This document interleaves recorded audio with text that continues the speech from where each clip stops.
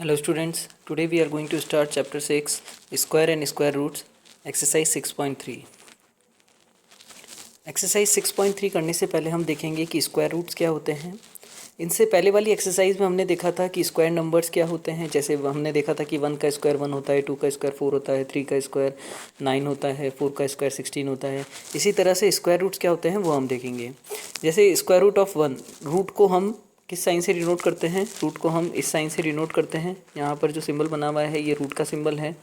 अब root of 1 क्या होगा? 1। जैसे 1 का स्क्वायर 1 होता है तो रूट ऑफ 1 क्या होगा? 1। रूट ऑफ 4 क्या होगा? 2। जैसे 2 का स्क्वायर 4 होता है तो रूट ऑफ 4 क्या होगा? 2। Root of 9 that is equal to 3। 3 का स्क्वायर करेंगे तो 9 आएगा। इसी तरह से root of 9 that is equal to 3। Root of 16 is equal to 4। अगर 4 का स्क्वायर करेंगे तो 16 आएगा और रूट ऑफ 16 कितना होगा? 4। Root of 25 is equal to 5। Root of 36 is equal to 6। Root of 49 is equal to 7। Root of 64 is equal to 8। इसी तरह से आपको ये 20 तक रूट्स याद रखने हैं। आपको सिर्फ अगर आपको स्क्वायर से याद है तो आप रूट इजीली याद कर सकते हैं। जैसे हम 5 का स्क्वायर करेंगे तो 25 और 25 का रूट क्या होगा? 5। तो ये आपके परफेक्ट स्क्वायर नंबर्स के रूट हैं। ऐसा नहीं है कि यहाँ पर रूट 1 के बाद में रूट 4 है तो रूट 2 और रूट 3 की कोई वैल्यू नहीं होती, तो वो डेसिमल्स में आती है। लॉन्ग डिवीज़न मेथड से हम उनको निकालना भी सीखेंगे।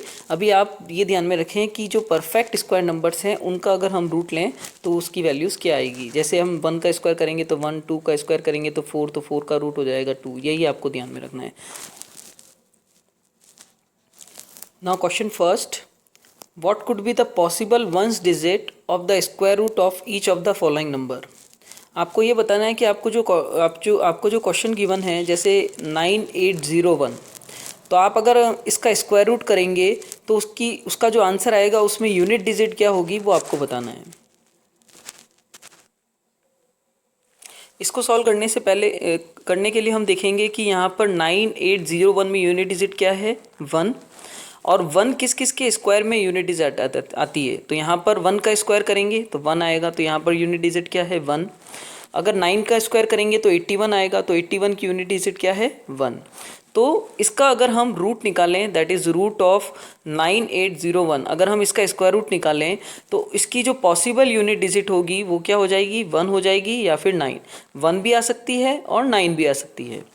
अब सेकंड पार्ट देखते हैं। सेकंड पार्ट में आपको बोला है कि अगर हम इसका स्क्वायर रूट करें that is square root of 99856, तो उसकी यूनिट डिजिट क्या होगी? तो हम सबसे पहले इसकी यूनिट डिजिट देखेंगे 99856 की। तो यहाँ पर यूनिट डिजिट है हमारी 6।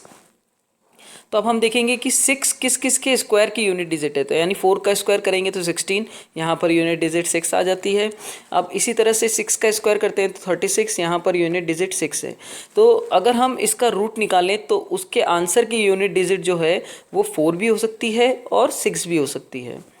नाउ थर्ड पार्ट 998001, अगर हम इसका रूट करें तो उसके आंसर की यूनिट डिजिट क्या होगी वो आपको बताना है। तो यहाँ पर हम देखेंगे कि इसकी यूनिट डिजिट क्या है? 1। 1 किस किस के स्क्वायर में आता है? दैट इज़ 1 का स्क्वायर करेंगे 1। 9 के स्क्वायर में भी 81 आता है तो उसकी यूनिट डिजिट 1 है। तो इसकी पॉसिबल जो यूनिट डिजिट है वो 1 भी हो सकती है और 9 भी हो सकती है। नाउ फोर्थ पार्ट 6576660225, तो यहाँ पर हमको देखना है कि अगर हम इसका स्क्वायर रूट करें तो इसकी यूनिट डिजिट क्या आएगी वो आपको बताना है। तो यहाँ पर देखिए, यहाँ पर यूनिट डिजिट क्या है? 5। तो हम 5 देखेंगे किसके स्क्वायर में आता है? 5 × 5 दैट इज़ 25। 25 में यूनिट डिजिट 5 है, तो उसकी जो पॉसिबल डिजिट है वो क्या हो जाएगी? 5। अगर हम इसका रूट निकालें तो उसकी 1 डिजिट क्या होगी? 5। Now question second, without doing any calculation find the numbers which are surely not perfect squares। इस तरह का क्वेश्चन हमने फर्स्ट एक्सरसाइज में भी किया है। आपको ये बताना है कि इनमें से कौन सा नंबर जो है वो परफेक्ट स्क्वायर नहीं है। तो जिनके भी यूनिट डिजिट के पीछे 0, 1, 4, 5, 6, 9 आता है वो क्या होते हैं? सारे परफेक्ट स्क्वायर। या फिर हम ऐसा कह सकते हैं जिनके पीछे इवन नंबर ऑफ जीरोज आते हैं, या फिर 1, 4, 5, 6 और 9 आते हैं वो सारे परफेक्ट स्क्वायर होते हैं। या फिर हम ऐसा कह सकते हैं कि जिनके पीछे ऑड नंबर ऑफ जीरोस या फिर 2, 3, 7, 8 आते हैं वो सारे परफेक्ट स्क्वायर नहीं होते हैं। हमारा जो फर्स्ट पार्ट है 153, उसमें यूनिट डिजिट क्या है? 3, therefore it can not be a perfect square. Now second part 257 unit digit is here, unit digit is 7, therefore it cannot be a perfect square. Third part 408, here unit digit is 8, therefore it cannot be a perfect square. Now fourth part 441, यहाँ पर 441 में unit digit क्या है 1, तो जिसके unit digit के पीछे 1 आते हैं तो वो परफेक्ट स्क्वायर हो सकता है, therefore it can be a perfect square.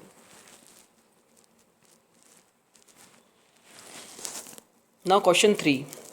Find the square root of 100 and 169 by the method of repeated subtraction. आपको 100 और 169 का स्क्वायर रूट निकालना है by the method of repeated subtraction. तो इसके अंदर आपको क्या करना है, आपको रूट निकालेंगे जैसे 100 का, तो आप 100 से स्टार्ट होंगे और ऑड नंबर से आप इसको सब्ट्रैक्ट करते जाएंगे जब तक आपका रिजल्ट 0 ना आ जाए. सबसे पहले 100 माइनस हमारा फर्स्ट ऑड नंबर हो जाएगा 1, तो 100 माइनस 1 99. फिर 99 में से हम सेकेंड ऑड नंबर को सब्ट्रैक्ट किया, that is 99 minus 3, that is equal to 96. फिर 96 में से नेक्स्ट ऑड नंबर 5, इसको सब्ट्रैक्ट किया तो 91 में फिर वापस हमने नेक्स्ट ऑड नंबर से सब्ट्रैक्ट किया 84. इस तरह से हम करते जाएंगे जब तक हमारा रिजल्ट 0 नहीं आ जाए. फिर हम काउंट करेंगे कि हमारे कितने स्टेप्स में ये 0 आया है, that is 1 2 3 4 5 6 7 8 9 10. This successive subtraction is completed in 10 steps. Therefore, root of 100 is equal to 10. तो यहाँ पर हमने 10 स्टेप्स में हमारा जो है वो रिजल्ट 0 आया है. Therefore, root of 100 क्या हो जाएगा हमारा 10. इसी तरह सेकंड पार्ट करेंगे हमको निकालना है रूट ऑफ 169. तो आपको 169 से स्टार्ट होना है और ऑड नंबर को आपको सब्ट्रैक्ट करता रहना है जब तक आपका 0 ना आ जाए. फिर हम स्टेप्स काउंट करेंगे कि कितने स्टेप्स में हमारा 0 आया है. 1 2 3 4 5 6 7 8 9 10 11 12 13. तो this successive subtraction is completed in 13 steps. Therefore, root of 169 is equal to 13. 13 is your answer.